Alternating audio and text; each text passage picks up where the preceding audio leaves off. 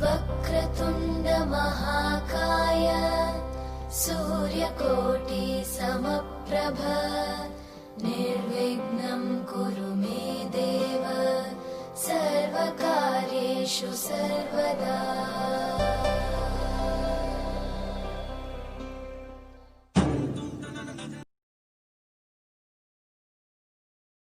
नमस्ते स्टूडेंट्स, हमने last video में पढ़ा था कि नाइट्रोजन स्थिरीकरण किस प्रकार से होता है।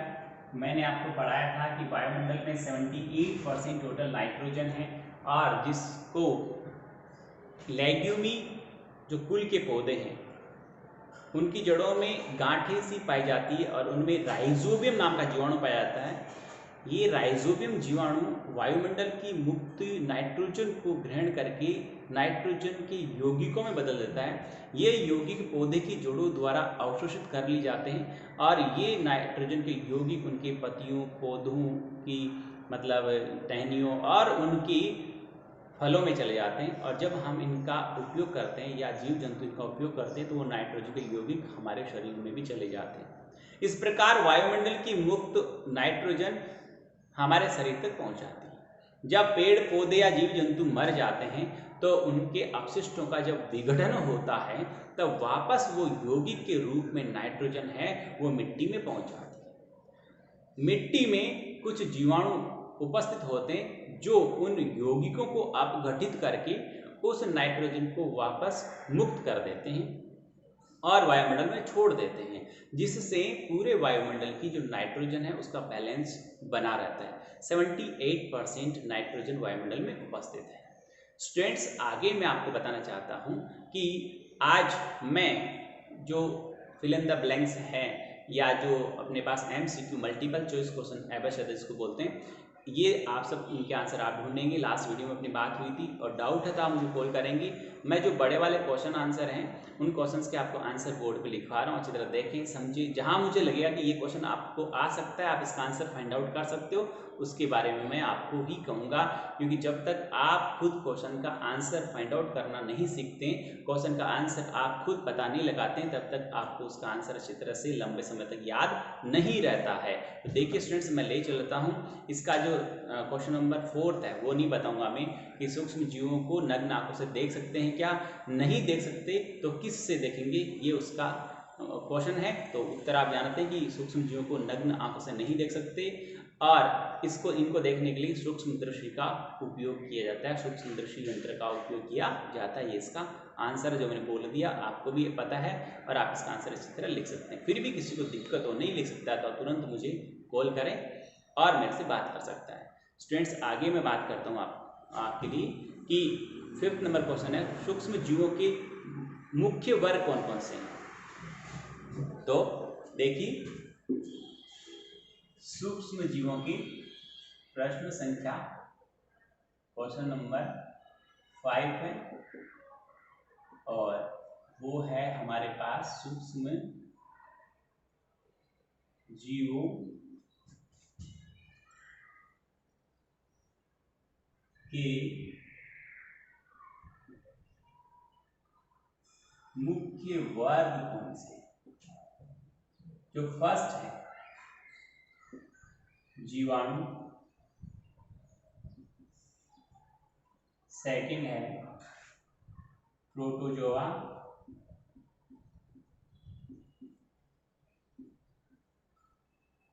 कवक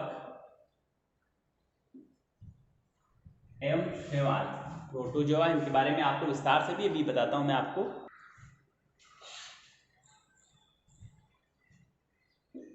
और शैवाल, ये 4 वर्ग हैं। यहाँ पर जैसे मलेरिया का जो रोग वाहक है उसे प्रोटोजोआ कहते हैं। हैजा, एक एग्जाम्पल लिख रहा हूँ, और बहुत सारे रोग होते हैं इनसे। हैजा है, इनसे मलेरिया है। ये जो शैवाल और कवक है ना, ये नाइट्रोजन स्थिरीकरण में भी सहायक होते हैं।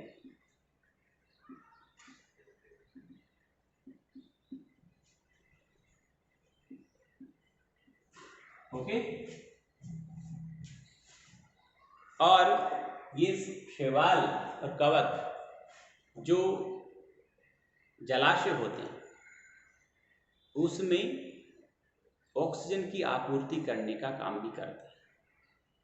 एक कवक और शैवाल जब अपना भोजन बनाते हैं तो मुक्त जो ऑक्सीजन है वो उस पानी में छोड़ते हैं और उस पानी में उपस्थित सजीव उस ऑक्सीजन से श्वसन क्रिया करते हैं। तो इस प्रकार ये उन सबका सहयोग करते हैं, उनके मित्र की तरह व्यवहार करते हैं।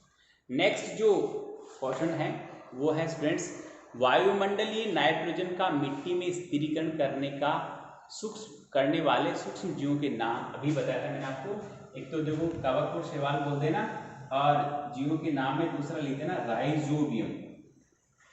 6 नंबर डाउट है उसका, उसमें ये पूछा गया कि वायुमंडलीय नाइट्रोजन का स्थिरीकरण करने की जो काम करते हैं जो सूक्ष्म जीव, उनका नाम लिखना है। तो राइजोबियम,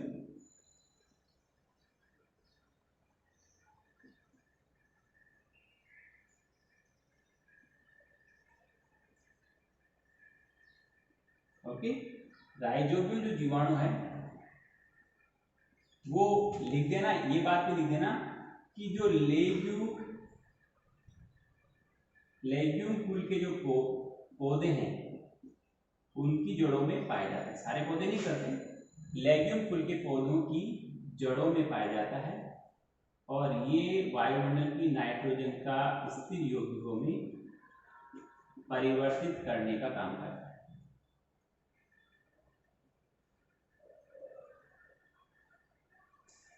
ओके।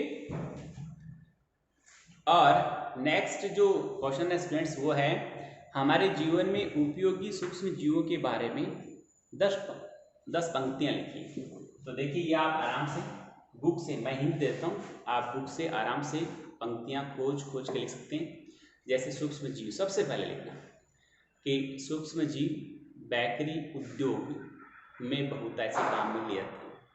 जैसे ईस्ट है वो अल्कोहल उत्पादन के काम में लिया जाता है या ब्रेड वगैरह के बनाने के काम में लिया जाता है। दूसरी, सूक्ष्म जीवों से प्रतिजैविक औषधियाँ एंटीबायोटिक बनती हैं जो हमें रोगों से लड़ने में सहायता करती है या रोग कारकों की वृद्धि को वो कम कर देती है या उन्हें नष्ट कर देती है। तीसरा है वो पर्यावरण को शुद्ध करने में भी सूक्ष्म जीव हमारा सहयोग करते हैं कि जैसे मान लो कोई अपने पेड़ पौधे काट के डाल दिए, वो पत्तियाँ हैं वो सड़ती गलती है तो वो उनके अपशिष्टों का विघटन करने के काम में भी आते हैं। चौथा, नाइट्रोजन स्थिरीकरण के काम में भी आते हैं, जो मैं आपको बता रहा हूँ। नाइट्रोजन स्थिरीकरण में हमारा सहयोग करते हैं। और जो सूक्ष्म जीव हैं वो हमें वायुमंडल की जो नाइट्रोजन है उसको यौगिकों में बदलने और उन नाइट्रोजन यौगिकों को वापस मुक्त करके और मुक्त नाइट्रोजन बनाने के काम में भी आते हैं। सूक्ष्म जीव और क्या क्या काम में आते हैं उनके बारे में देखो, हमने पढ़ा था अभी कि सूक्ष्म जीव मिट्टी की उर्वरक क्षमता बढ़ाते हैं, वैक्सीन या टीका बनाने में, मिट्टी की उर्वरक क्षमता बढ़ाने में और वैक्सीन या टीका बनाने में, और वाणिज्यिक उद्योगों में जैसे अल्कोहल का बहुत बड़े पैमाने पर एसिटिक एसिड जो अम्ल है उसका है, इन सब के जो बहुतायत में या बड़े पैमाने पर जो उत्पादन होता है उसमें भी सूक्ष्म जीवों का बड़ा योगदान होता है। तो इस प्रकार आप कोई से भी 10 पॉइंट उठाकर आराम से लिख सकते हैं।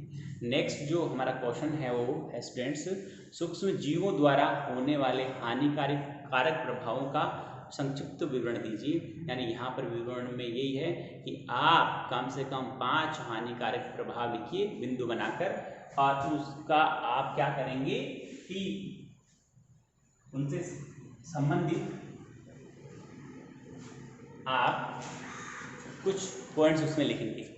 हमारा जो प्रश्न संख्या है वो जो 8 है उसमें है क्या लिख देना कि सूक्ष्म जीवों से होने वाली हानियां या हानिकारक प्रभाव, सूक्ष्म जीवों से होने वाले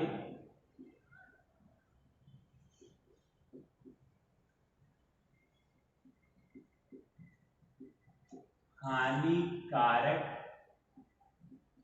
प्रभाव, एक नंबर पे डालना कि रोग उत्पन्न करते हैं।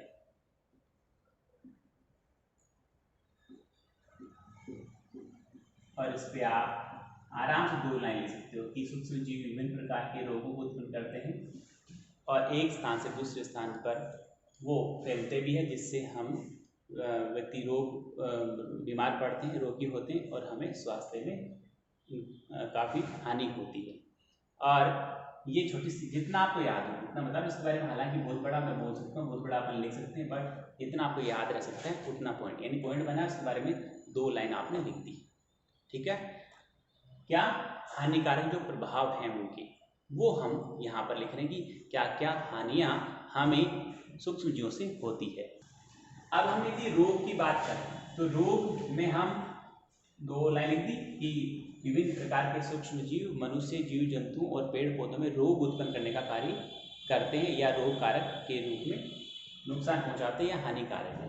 इसमें फर्स्ट लिख देना आप, जैसे पहले मनुष्य में रोग, और ये पॉइंट हमारी किताब में पढ़ा है, उसमें से आप कोई भी 2-3 लाइन उठाकर आप यहाँ पर लिख सकते हैं। मनुष्य में रोग किस तरह फैलाते हैं। दूसरा पॉइंट लिख देना पेड़ पौधों में रोग, आराम से आप 2-3 लाइन को लिख सकते हैं, पॉइंट मैंने बता दिया आपको। पेड़ पौधों में रोग और पशुओं या जीव जंतु से बोलते हैं, पशुओं में, जीव जंतुओं में रोग। ये 3 बिंदु मैंने आपको बना दी और इसमें आप 2-2 लाइन इनके बारे में आप एक से लिख सकते हैं। एक काम तो ये हो गया। दूसरा पॉइंट यहाँ लिख रहा हूँ, तो कोई तजर्बा में यहाँ लिख रहा हूँ, चलो यहाँ लिख देता हूँ। दूसरा हम ये लिख सकते हैं कि भोजन विषाक्त कण का काम भी यही करते हैं, विषाणु द्वारा ही होता है। कैसे होता है मैंने आपको इस तरह बताया कि यदि हम भोजन को खुला रख देते हैं, क्या होता है कि जो भोजन को अपने खुला रख दिया या फिर उसमें बाहर से आकर मक्खी वगैरह बैठ गई तो उसके साथ जो चिपक कर उस शरीर पे सूक्ष्म जीव आए थे वो भोजन को विषाक्त करते हैं और उस भोजन को हम खाते हैं तो बीमार पड़ते हैं, विभिन्न तरह के रोग हमारे में पैदा होते हैं। साथ ही साथ यदि हम प्रॉपर टेम्परेचर पर और प्रॉपर इन्वायरमेंट में भोजन को नहीं रखते हैं, कुछ दिनों तक अपने बंद रख दिया, ढककर रख दिया और उसमें हवा भी नहीं लग रही, टेम्परेचर भी बहुत ज़्यादा है, तो टेम्परेचर ज़्यादा होता है तो सूक्ष्म जीव जल्दी उत्पन्न होते हैं और इससे भोजन जल्दी खराब होता है। यही कारण है कि गर्मियों में खाना जल्दी खराब होता है, उसमें बदबू आने लगती है, वो विषाक्त हो जाता है। और जबकि सर्दियों में भोजन बहुत देर तक सुरक्षित पड़ा रहता है, हमें उसको रेफ्रिजरेटर में या फ्रिज वगैरह में रखने की जरूरत नहीं होती है। और तीसरा बिंदु हम ये ले सकते हैं कि जो सूक्ष्म जीव हैं वो अपन किस प्रकार से हानिकारक है, इस बिंदु को अपन पौधों में आगे रोग, ये 3 बिंदु आगे, यह आ गया, और भोजन विषाक्तन में इसका आ गया, रोग उत्पन्न करने में आ गया। तो इतना पॉइंट आप लिख दोगे, आंसर तो बहुत है। और भी पॉइंट हमारे बुक में पढ़े हैं जिनको अपन लिख सकते हैं, बट इतना आंसर इसके आपके लिए सफिशिएंट है। स्टूडेंट नेक्स्ट बात करें और लास्ट हमारा जो क्वेश्चन है, प्रतिजैविक क्या है और प्रतिजैविक लेते समय कौन कौन सी सावधानियां रखनी चाहिए, ये हमारा क्वेश्चन है लास्ट कि प्रतिजैविक क्या है। तो प्रतिजैविक से ये तात्पर्य है, मैं इसको हटाता हूँ ऐसे, देखिए प्रतिजैविक क्या है, लास्ट हमारा क्वेश्चन है 9।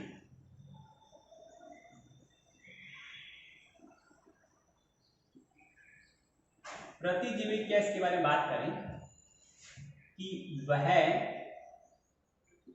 औषधि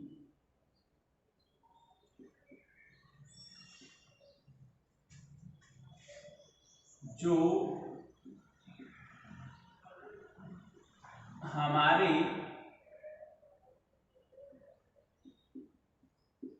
शरीर में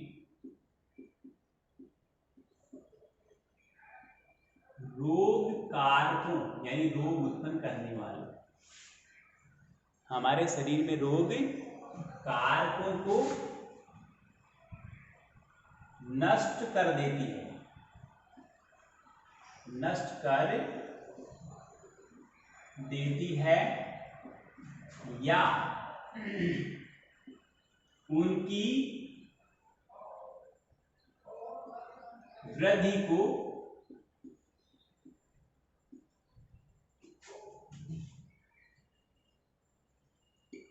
रोक देती है। ऐसी औषधि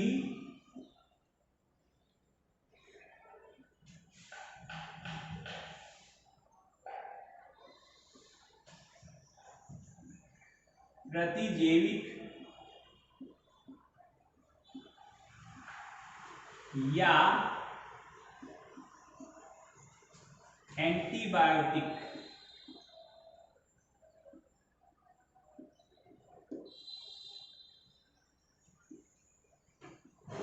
कहलाती है। और फिर क्वेश्चन में था कि प्रतिजैविक क्या है और इन्हें लेते समय क्या क्या सावधानी रखनी चाहिए। तो दूसरा, इनके सेवन में सावधानियां। अब मैं आपको बोल के बता देता हूं, आप लिख लेना इसको। कि एक स्वस्थ व्यक्ति को कभी भी प्रतिजैविक नहीं लेनी चाहिए। जितनी जरूरत हो उतनी लेनी चाहिए और जितने समय का कोर्स हमें दिया जाता है वो पूरा लेना चाहिए, ताकि एकदम से वापस फिर से कोई रोग हमारे में उत्पन्न नहीं हो। यदि हम जितने समय का हमें जो डोज मिलती है वो उतने समय तक हम पूरी ले लेते हैं, पूरा कोर्स ले लेते हैं, तो उसके बाद हमें क्या होता है कि एकदम से वापस अपन बीमार नहीं पड़ते हैं। और स्वस्थ व्यक्ति को नहीं लेनी चाहिए, अनाप के रूप में नहीं लेनी चाहिए। जितनी ज़रूरत हो उतनी ही लेनी चाहिए और जिस तरह की बीमारी हो उसी के अकॉर्डिंग हमें डॉक्टर की सजेशंस के अकॉर्डिंग हमें प्रतिजैविक इस्तेमाल करनी चाहिए। स्टूडेंट्स, उम्मीद करता हूँ आपको अच्छा लगा होगा, समझ में आया होगा। होमवर्क करिए, अच्छी तरह पढ़िए, मेहनत कीजिए। बहुत बहुत धन्यवाद।